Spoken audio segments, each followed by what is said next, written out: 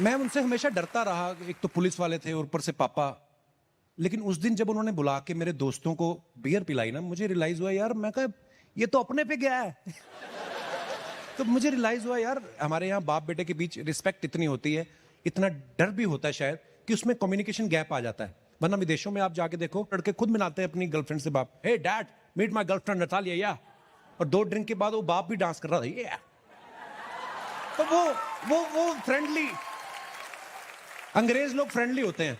हमारे यहां अगर कोई लड़का स्कूटर पे अपनी गर्लफ्रेंड के साथ जा रहा है, बाप को आता देख ले, वो स्कूटर चलता हुआ गर्लफ्रेंड को बैठे बैठे छोड़ देता है। वो उसको पता मार पड़ेगी घर जाके। उस दिन वो पहली रात थी जब मैंने मेरे फादर के साथ बैठ के ड्रिंक किया, पहली और शायद आखिरी बार, क्योंकि उसके बाद मेरे फादर को कैंसर का प्रॉब्लम आ गया, वो चल बसे। अच्छा, मैं उस समय होऊंगा 21 साल का, और मुझे समझना है, मैंने कहा यार अभी तो इस आदमी में मुझे एक पुलिस वाले के साथ साथ, बाप के साथ साथ पहली बार मुझे दोस्त नजर आया, और वो चला गया। तो लाइफ में कभी कभी ऐसा होता है, हम लोग सोचते हैं कि आगे चल के मैं अपने फादर के लिए ये करूंगा, लेकिन कभी कभी आपको मौका नहीं मिलता। तो जब होते हैं तो दिल खोल के प्यार करो, उनकी सेवा करो। ये मैंने मेरी लाइफ से सीखा है।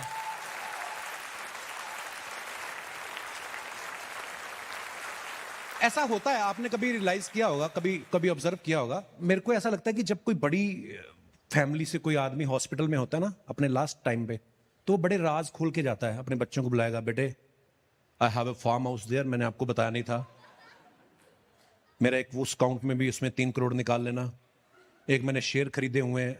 अमीर लोगों की बातें होती, हमारे जैसे लोग हॉस्पिटल में होते हैं ना, जाते जाते और काम दे जाते हैं। सॉरी बट मैं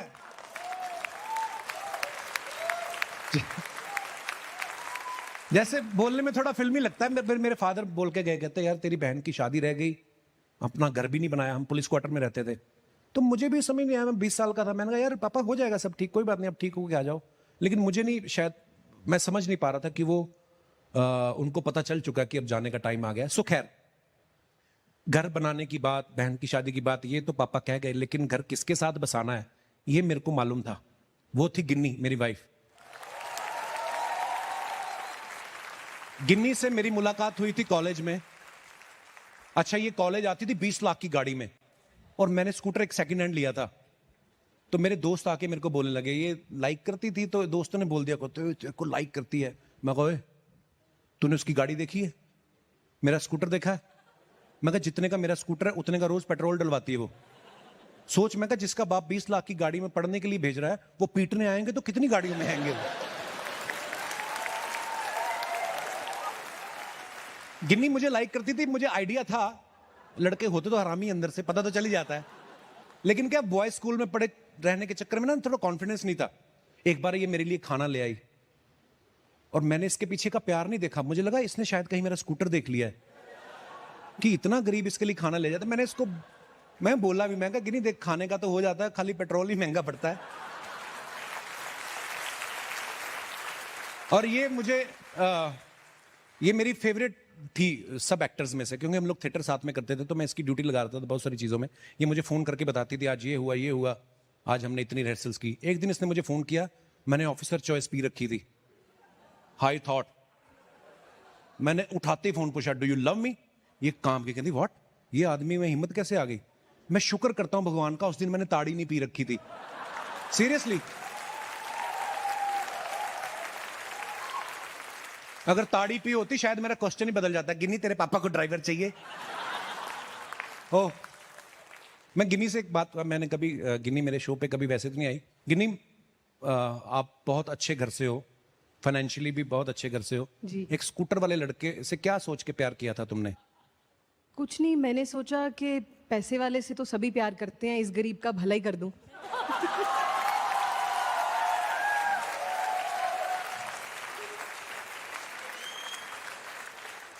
ये काम करने के लिए नेटफ्लिक्स ने मुझे बुलाया।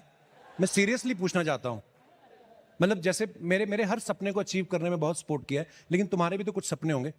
अब शादी हो गई है, छोड़ो। नहीं, शादी के बाद आदमी सपने नहीं देखता। आदमी सपने तो तब देखता है ना जब सोता है। तुमने मुझे सोने दिया? माइक ले लो प्लीज, कल को पता चले नेटफ्लिक्स वाले मुझे निकाल के इसको साइन कर रहे हैं। हम लोग बड़ा डर डर के डेटिंग करते थे, साल में मेरे ख्याल से 4 बार मुलाकात करनी, वो भी मुश्किल से। ये मुंबई में आके मुझे पता चला कि आप ओपनली डेट कर सकते हैं, इट्स नॉट ए क्राइम। हाँ सीरियसली, हम लोग छोटे शहरों में क्या डेटिंग, कौन सी जगह पे जाएंगे, ज्यादा से ज्यादा नूडल की दुकान पे बैठ जाते थे, और यही डर लगा रहता था कि नूडल पहले आएंगे कि पुलिस। नूडल की प्लेट होती थी 40 रुपए की, पुलिस आ गई तो 140 की। तो हमारा इश्क कैसा होता है कि एक कोल्ड ड्रिंक में अगर 2 स्ट्रॉ डाल के हम दोनों ने पी लिया ना, तो इट्स इक्वल टू फ्रेंच किस, हम गरीब लोगों के लिए। अच्छा, थिएटर तो हम कर ही रहे थे, साथ साथ मुझे सिंगिंग का बड़ा शौक था। तो मैंने एक पंजाब के बहुत पॉपुलर सिंगर हैं अमरिंदर गिल, मैंने उनको as a backup singer join कर लिया। अच्छा, बैकअप सिंगर सुनने में बड़ा अच्छा लगता है, ऐसा लगता है जैसे मेन सिंगर अगर नहीं चला तो backup singer is there. No, मैं आपको बताता हूँ बैकअप सिंगर का काम क्या होता है। जैसे फॉर एग्जाम्पल गाना चल रहा है, ओए एवें हंस के न लंघिया करनी, सानू इश्क हो गया, आए हाय सानू इश्क हो गया, ओए होए।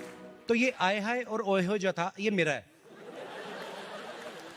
एवें हंस के न लंघिया करनी, सानू इश्क हो गया, मर गए, तो ये मर गए जो है मेरा है। ये था मेरा काम। पंजाब में शादियां होती हैं गांव में मॉर्निंग में, शुक्रिया। तो उन सिंगर को किसी ने बुक किया, तो मेरा पहला ही शो था, तो लेकिन वो किसी कारणवश वहां पे जा नहीं पा रहे थे, तो उन्होंने बोला कि आप मना करके आओ। मैं साथ में दिनेश को ले गया, ये हमने मना करने के लिए रखा हुआ है। तो हम दोनों मना करने चले गए। अच्छा, पंजाब में जो शादियां होती हैं वहां पे एक मशहूर सिंगर का गाना एक स्टेटस सिंबल माना जाता है, कई लोग तो कार्ड पे भी छपवा देते हैं। मैं और दिनेश गए वहां पे, जाके मैंने बोला कि ऐसा ऐसा है, हम वो सिंगर की तरफ से आए हैं। तो बड़ी इज्जत की उन्होंने, आइए ये बैठिए, शादी वाला माहौल था, दारू वारू पी रहे थे वो। तो मैं जाके मैं कहा जी सर हम थोड़ी सी प्रॉब्लम होगी, कल वो हमारे जो सिंगर है वो नहीं आ पाएंगे। कहता अच्छा अच्छा बेटा, कहता दरवाजा बंद करोगे आप 2 मिनट। दरवाजा भी उन्होंने हमसे ही बंद करवाया, छिटकनी बंद करके बिठा लिया, इज्जत भी पूरी दे रहे हैं, रख लिया हमें। कहते बेटे ऐसा है, वो आएगा तो तुम जाओगे। अच्छा, किडनैप भी हो गए, इज्जत भी पूरी मिल रही है। हमें बोलते ड्रिंक ले लो, मैंने 1 ड्रिंक लिया, 2 लिए, 3 लिए। आपको पता है 6 पी के अगर मैं प्रधानमंत्री के साथ बहस कर सकता हूं, तो 3 लेके मैं सरपंच के साथ तो लड़ ही सकता हूं। तो मैं भी हो गया, मैं कहा अंकल ऐसा हो नहीं सकता, आप रोक थोड़ी सकते हैं हमें। कहता बेटा करने को तो मैं तुम्हें गोली भी मार सकता हूं। तो मैंने कहा फिर कहां सोना है बताओ। हमें इतनी बेइज्जती फील हुई, मेरा मोराल गिर गया सारा। बड़ी देर बाद सिंगर आया जो अगले दिन शादी पे, फाइनली हमारी किडनैपिंग खत्म हुई। उसके बाद फैमिली ने गोलियां चलानी शुरू कर दी। अच्छा, हमारी शादी में एक ये नहीं पता चलता कि कोई एक्साइटमेंट में गोली चला रहा है कि सिंगर लेट आया गुस्से में चला रहा है। वो सारे गोलियां चला रहे हैं, धीरे धीरे गोलियां चलाते चलाते वो लोग स्टेज पे और हम लोग स्टेज के नीचे, और मैं ऐसा स्पीकर था बड़ा सा उसके पीछे छुप गया। ये आज 20 साल बाद मुझे रियलाइज हुआ कि स्पीकर के अंदर खास कुछ होता नहीं है, गोली चलती तो मैं मरता ही।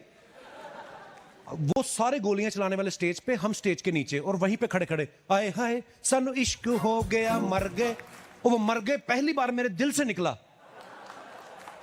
और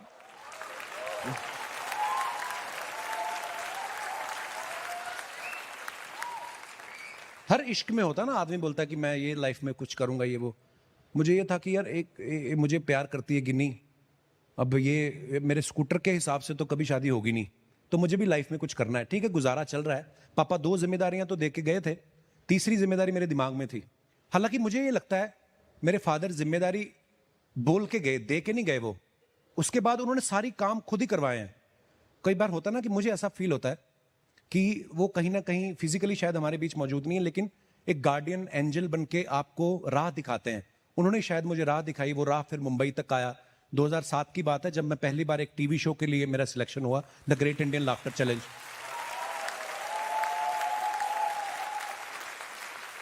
तो जब हम पहली बार आए बॉम्बे, किंगफिशर की फ्लाइट हमें मिली, एकदम चिल्ड फ्लाइट। बियर बनाने वालों की है तो चिल्ड ही होगी ना। मुझे लगा उनके कैबिन में से भी वहां से बियर निकलेगी, मतलब। अच्छा, वो अंधेरी उतरी, अंधेरी में हमें उन्होंने एक अपार्टमेंट में ठहराया, सर्विस अपार्टमेंट होते थे। अच्छा, तब मुझे पहली बार पता चला कि जब हम पहली बार बॉम्बे आए थे, हम बॉम्बे आए नहीं थे, हम मीरा रोड रह के चले गए। और मीरा रोड उस समय खुद बॉम्बे में स्ट्रगल कर रहा था। तो ये लाफ्टर चैलेंज वालों ने हमें 2 बेडरूम फ्लैट दिया था। तो एक रूम में 2 लड़के, एक रूम में 2 लड़के, हॉल खाली। अब हमें आदत नहीं है खाली जगह देखने की, क्योंकि जब हम पहली बार आए थे हम 8-8 लड़के एक साथ इतना टाइट सोते थे कि हमें सपने भी सेम आते थे, इतना टाइट। लोग कहते हैं ना भूत आके चढ़ जाते हैं, भूत प्रेत। मुझे लगता है भूत आए भी होंगे ना तो देख के चले गए होंगे कि ये तो एक दूसरे पे चढ़े हुए हैं, इन पे क्या चढ़े हम। तो मतलब ये हाल था। अच्छा, वो जो उनकी क्रिएटिव टीम थी जो शो बनाते हैं, वो लोग हमें रोज बॉम्बे टाइम्स की कॉपी दे, Bombay Times read this, make some jokes on current affairs. मैंने कहा ये अगर पढ़नी आती तो हम इधर कॉमेडी करने आते। बॉम्बे टाइम्स पढ़ेगा कौन? कहता go outside and observe people, ये नीचे देखो स्विमिंग पूल है, वो डायरेक्टर हमें बोले। तो मैंने कहा वो आप स्विमिंग करो जाके, आप दिमाग खुलेगा। तो मैंने कहा वहां पे तो ऑलरेडी लड़कियां कर रही हैं। तो बोलता देन व्हाट, आप जाओ आप भी स्विमिंग करो। अच्छा, हम तो लड़कियां जिस स्कूल में थी हम कभी वहां नहीं गए, लड़कियां पूल में, तो हम कैसे जाए, हमारा कॉन्फिडेंस ही नहीं। हिम्मत करके मैं चला गया स्विमिंग पूल।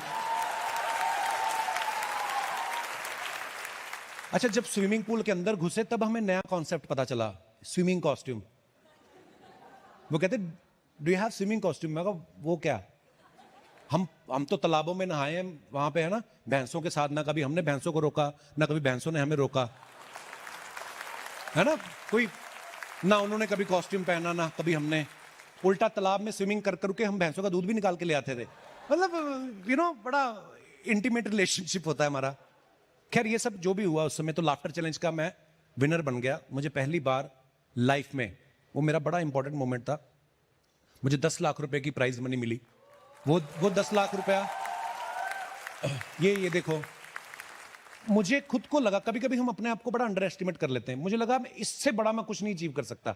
मैंने ये चेक को लेमिनेट करा के अपने घर पे लगवा लिया अमृतसर में, 10 लाख रुपए का।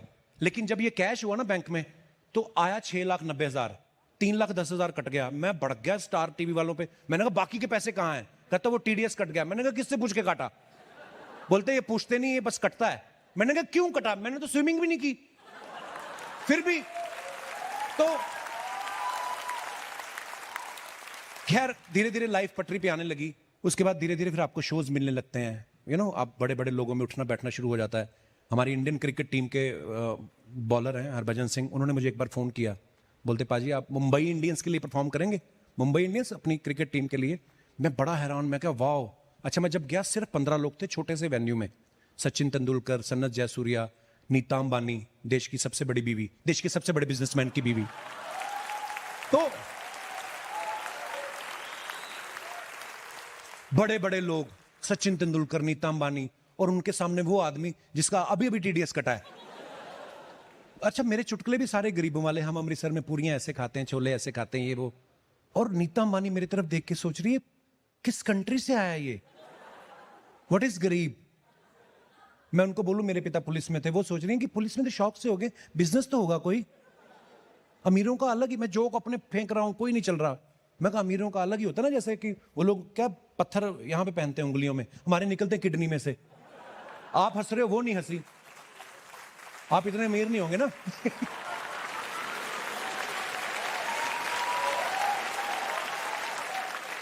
अच्छा, मेरा एक चुटकुला नहीं वहां पे चला, और भज्जी अलग से टेंशन में हरभजन सिंह कि इस आर्टिस्ट को मैंने बुलाया, कहीं नीता अंबानी मेरे पैसे ना काट ले। अच्छा, जब आदमी फ्लॉप हो जाता है ना, उसका दिल नहीं करता एक सेकंड के लिए रुकने को भी कहीं।